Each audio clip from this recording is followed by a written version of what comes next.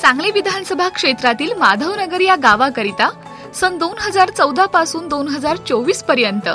एकूण 47,13,72,000 रुपये इतका निधी मंजूर केला गेला।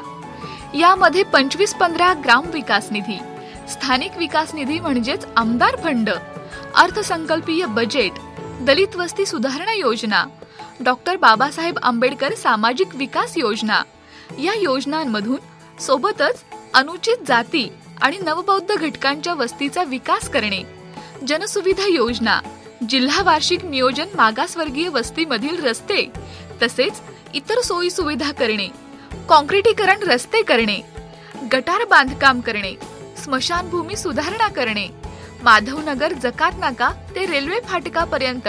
आरसीसी गटार करणे, माधवनगर ते अहिल्यानगर रस्ता सुधारणा करणे, माधवनगर जकात नाका ते बुधगाव रस्ता करणे, तसेच प्रामुख्याने सांगली जिल्ह्यातील माधवनगर ते अहिल्यानगर पर्यंतचा रस्ता करणे, कर्नाळ माधवनगर रस्ता सुधारणा करणे, वसंतदादा कुस्ती केंद्र ते माधवनगर नाका रस्ता करणे, माधवनगर येथील नांद्रे रोड पुलाचा रस्ता, स्मशानभूमी बांधणे अशी अनेक कामे करण्यात आली, तर काही कामे पूर्णत्वास आहेत। आगामी काळात माधवनगर गावाच्या विकासासाठी आणखीन भरभक्कम निधी मंजूर करण्यासाठी आमदार सुधीरदादा गाडगीळ कटिबद्ध आहेत।